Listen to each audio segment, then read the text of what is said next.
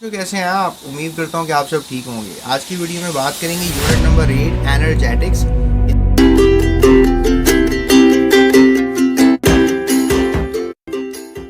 इसके जो एक्सरसाइज में जितने भी एमसीक्यूज हैं उनको हम सॉल्व करेंगे और उनके एक सूटेबल आंसर्स निकालने की कोशिश करेंगे। शॉर्ट क्वेश्चन आंसर्स को हल करेंगे।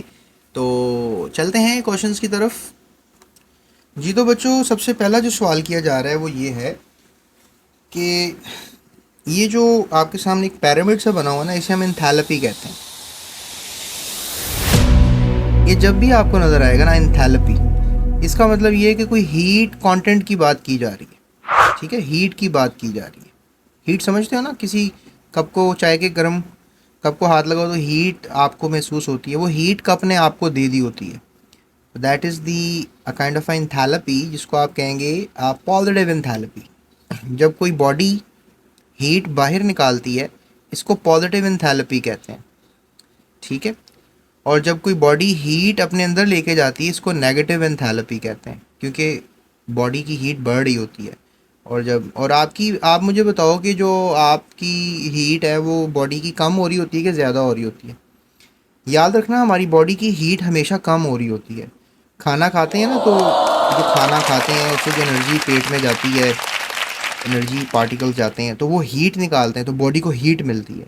लेकिन अगर आप सर्दी में कहीं चले जाओ, केटू के पहाड़ पे चले जाओ, तो आपकी बॉडी से हीट निकलती रहेगी। और जो हीट निकलती रहेगी तो आपकी इंथैल्पी तो पॉजिटिव है, और फिर आपकी जो बॉडी है, जो कि आपका सिस्टम है, उसमें क्या होगा, हीट की कमी हो जाएगी। तो ये क्वेश्चन कर रहे हैं कि if the value is negative तो क्या हो रहा है। देखो देखो, जब हीट निकल रही है ना, तो सिस्टम उसकी जो हीट के लिए एक और लफ्ज़ इस्तेमाल कर लेते हैं, थर्म। ठीक है। तो हीट जब अंदर जाती है ना, तो हम नेगेटिव एंथैल्पी यूज़ करते हैं। That is the heat is going inside. ठीक है, अंदर जा रही है। That is endo. Endo mean अंदर, एंडोथर्म, हीट अंदर जा रही है। और जब हीट बाहर निकल रही है, that is positive thing, and that is exo. Exo exit है ना, एक लफ्ज़ एग्जिट, तो एग्जिट से ही एक लफ्ज़ है एक्सो। एक्सो थर्मिक आप कह लो। ठीक है, we gonna use a word exothermic. ठीक है, तो ये आपको पता होना चाहिए। सो यहाँ पर क्या पूछ रहे हैं, एंथैल्पी क्या है, नेगेटिव है, तो क्या होगा, रिएक्शन कैसा होगा? एक्सोथर्मिक, नेगेटिव एंथैल्पी है। ठीक है, हीट अब अंदर जा रही है, तो एक्सो के एंडो, एंडो, ये the answer is endothermic. May be और मे नॉट बी एक्सो, ये तो होगा नहीं, तो नन ऑफ दीज तो नहीं होगा, तो B is the right answer. तो पहली इस चैप्टर का नाम था एनर्जेटिक्स। ठीक है ना, चैप्टर का क्या नाम है, एनर्जेटिक्स। तो एनर्जेटिक्स यही समझाता है, जो मैंने आपको सारी स्टोरी अभी बता दी है ना, ये स्टोरी ये आप एक दफ़ा और सुन लो। ठीक है, तो ये तो हो गया क्वेश्चन जनाब, स्टोरी भी क्लियर हो गई थोड़ी सी। चलो, बट स्टोरी तो भी और है, पूरा चैप्टर है, शॉर्ट क्वेश्चन आंसर भी करने हैं। A chemical reaction involve, all chemical reaction involve, हर किसी केमिकल रिएक्शन में क्या होता है? किसी केमिकल रिएक्शन में कैटलिस्ट इस्तेमाल हो जाता है, किसी केमिकल रिएक्शन में एंजाइम्स इस्तेमाल हो जाते हैं, किसी केमिकल रिएक्शन में एनर्जी चेंजेस आ जाते हैं। तो केमिकल रिएक्शन की तो बहुत खूबसूरतियाँ हैं प्यारे बच्चों। अभी तो ये चैप्टर आपके लिए आगाज़ है, एक छोटा सा आगाज़, तो बड़ा मज़े का चैप्टर है। That is all of these. इसका जवाब क्या लोगे, ऑल ऑफ दीज, यानी कि इसका आंसर ऑल ऑफ दीज, सभी इसमें इंक्लूडेड है। उसके बाद क्वेश्चन है जी, तीसरा question, which is not released in an aerobic respiration. Aerobic respiration क्या होती है? ऐसी रेस्पिरेशन जिसमें हवा, ऑक्सीजन का इन्वॉल्व हो, ऑक्सीजन जिसमें हो, तो aerobic, which is not release in aerobic respiration. Aerobic respiration को कोई हम कर लेते हैं पहले रिएक्शन। लेट्स से दैट कि हवा की मौजूदगी में रेस्पिरेशन हो रही है, आपके पास ग्लूकोज है। ठीक है, ग्लूकोज को आपने ऑक्सीजन दी, और ऑक्सीजन दी तो एरोबिक हो गया, और रेस्पिरेशन हो रही है तो कार्बन डाइऑक्साइड बनेगी, वाटर बनेगा, और बहुत सी एनर्जी रिलीज होगी। ये रिएक्शन है। ठीक है, this is the reaction you have to remember. तो इसमें हुआ क्या है, इसमें he is asking which is not release in aerobic respiration. क्या चीज़ इसमें नहीं, कार्बन डाइऑक्साइड तो निकली है, वाटर भी निकला है वेपर्स की शक्ल में, और कुछ मेटाबॉलिक वाटर होगा। ठीक है, तो क्या नहीं हुआ इसमें, कार्बन डाइऑक्साइड तो निकली है, रिलीज इज़ नॉट रिलीज, ये तो रिलीज हुई है। वाटर भी रिलीज हुआ है, एनर्जी भी रिलीज हुई है प्यारे बच्चों, देखो एनर्जी भी निकलेगी। ग्लूकोज में जो एनर्जी थी ना, वो ऑक्सीजन जब मिलेगा तो एनर्जी निकल जाएगी। and the answer is lactic acid. So D is the right answer for this question. Lactic acid तो निकला ही नहीं कहीं पे ना, तो D is the right answer for this question. उसके बाद ये नेक्स्ट क्वेश्चन जो है वो लिया जा रहा है कि द फोर्थ वन, कि a catalyst increase the rate of chemical reaction by. अभी कैटलिस्ट आप लगाते हैं रिएक्शन में तो क्या करता है वो, उसको केमिकल रिएक्शन को इंक्रीज एक्टिवेशन एनर्जी, उसके अंदर एनर्जी डाल देता है. Increase the enthalpy of a reaction, energy catalyst heat डाल देता है रिएक्शन में. Decrease enthalpy of a reaction, उसकी रिएक्शन की हीट को कम कर देता है. ये एनर्जी डाल देता है उसके अंदर. कैटलिस्ट उसकी अंदर से जो कैपेसिटी होती है ना रिएक्शन की, एनर्जी की कैपेसिटी, वो मैक्सिमाइज कर देता है. तो मेरा ख्याल है that is the wonderful answer for this question, A option. ये क्या होता है कैटलिस्ट और केमिकल रिएक्शन इंक्रीज, तो ये चैप्टर आप मैंने समझाया है, ये आप ज़रा अच्छी तरह से वीडियो देखिएगा, उससे ये होगा कि आपको ज़रा थोड़ा ये चैप्टर समझ में आएगा. वंडरफुल चैप्टर, एनर्जेटिक्स, अच्छा नाम है.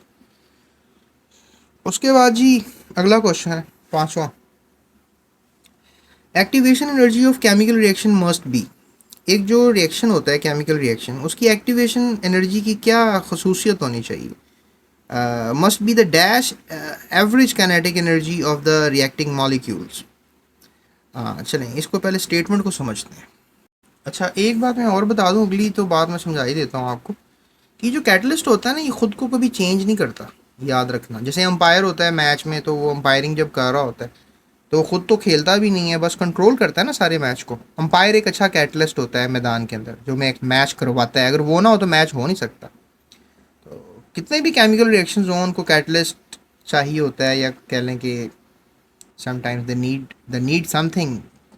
कंट्रोल के लिए कुछ ना कुछ तो चाहिए होता है. कभी शायद हम कह रहे हो ना कि केमिकल रिएक्शन हो रहा है और कुछ उसमें तो कोई कैटलिस्ट लगा ही नहीं हुआ, हमें तो पता ही नहीं है, तो हमें पता नहीं है उसमें होगा कोई ना कोई कैटलिस्ट. ये अंडरस्टैंडिंग लेना ज़रूरी है. पर कैटलिस्ट खुद को चेंज नहीं करता, वो केमिकल रिएक्शन में केमिकल बॉडीज़ को चेंज कर देता है. ये जो रिएक्शन हुआ था, ठीक है, इसमें जो आप कह लें कि ऑक्सीजन है, ग्लूकोज है, ये चेंज हो गए हैं. किस में चेंज हो गए हैं, ये देखें कार्बन डाइऑक्साइड वाटर में, और कुछ एनर्जी निकल गई है इनमें से. बहरहाल इस पे आते हैं वापस. ये क्या है स्टेटमेंट, यहाँ ये डायग्राम तो आपने पढ़ी होगी अपने टॉपिक में. ये एक कमेंट पास हुआ है कि रिएक्शन नहीं होगा अगर energy of the reacting particle कम होगी एक्टिवेशन एनर्जी से.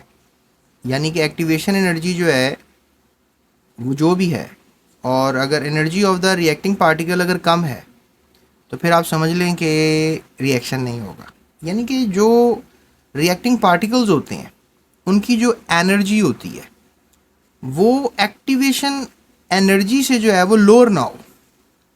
देखें ना, अगर हमारे पास एक रिएक्टेंट्स हैं, उन्होंने रिएक्ट करना है तो वो कर ही नहीं रहे.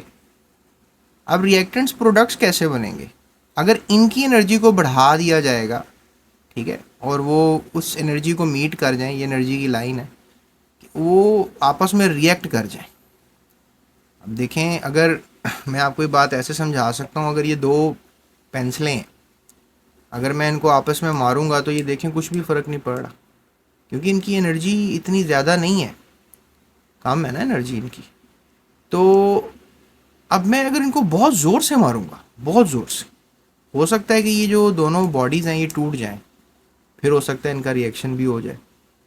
तो आप ये कह सकते हैं कि बहुत ज़्यादा एनर्जी पार्टिकल्स की जब होगी, या कह लें कम से कम इतनी एनर्जी जो कि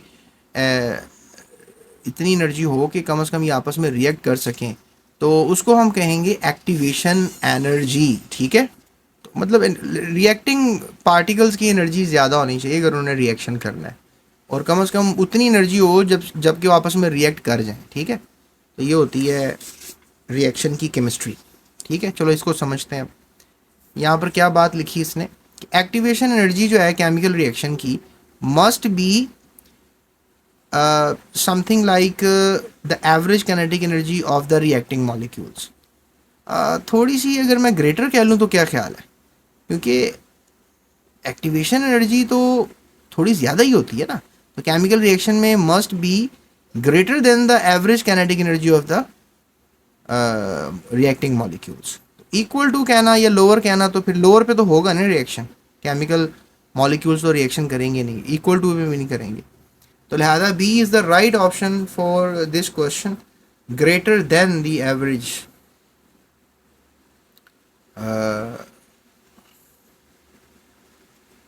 काइनेटिक एनर्जी रिएक्टिंग मॉलिक्यूल्स। ठीक है, तो अगला जो है पड़ाव है हमारा शॉर्ट क्वेश्चन आंसर्स की तरफ। इसको हम हल करते हैं और इनके क्वेश्चंस को भी प्रॉपर्ली जानने की कोशिश करते हैं। तो मिलते हैं आपको अपनी नेक्स्ट वीडियो में शॉर्ट क्वेश्चन आंसर्स के साथ। अभी डिस्क्रिप्शन से आप लिंक ले लें, पूरी किताब की वीडियोस मिल जाएंगी। एक यहाँ पर कोने में एक आई बटन आ रहा होता है, यहाँ से आप क्लिक कर लें, या फिर अभी थंबनेल आ जाएगा उस पर क्लिक कर लें, या आ गया होगा।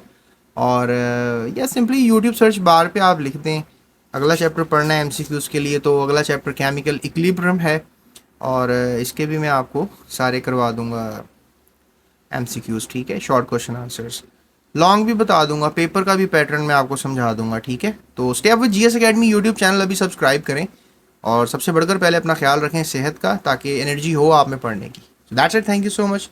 अपने दोस्तों के साथ वीडियो को शेयर कर दीजिएगा। Thank you for watching. GS Academy.